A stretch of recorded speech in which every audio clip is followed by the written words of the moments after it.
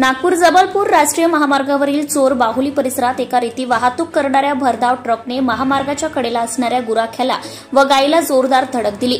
यात गुराखी व गायीचा जागीच मृत्यू झालाय। ही घटना 3 जुलै रोजी सायंकाळी 6 वाजताच्या सुमारास घडली। प्राप्त माहितीनुसार नागपूर जबलपूर राष्ट्रीय महामार्ग क्रमांक 44 वरील चोर बाहुली शिवारात जबलपूर कडून नागपूरच्या दिशेने ट्रक क्रमांक MH40 CM 5765 रेती घेऊन भरधाव वेगाने येत होते। दरम्यान चोर बाहुली येथील यादव कुटुंबाकडे काम करणारे कालू नावाचे वेडसर व्यक्ती गुराखी म्हणून काम करायचे। सायंकाळच्या सुमारास जनावरे चारून घराकडे जात असताना अचानक महामार्गावर एक गाय शिरली।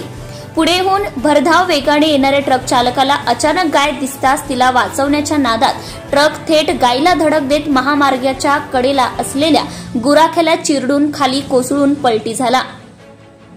मात्र दुर्दैवाने या अपघातात गायीचा आणि गुराख्याचा घटनास्थळीच मृत्यू झालाय।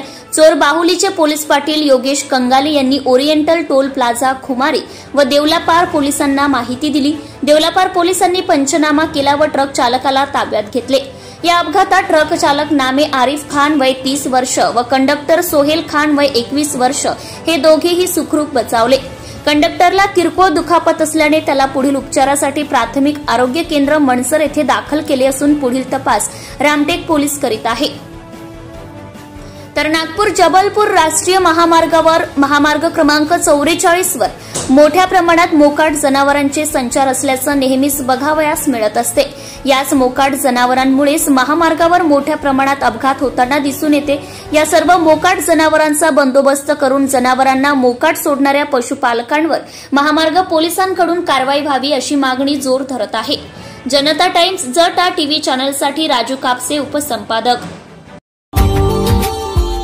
Subscribe now and press the bell icon. Never miss an update.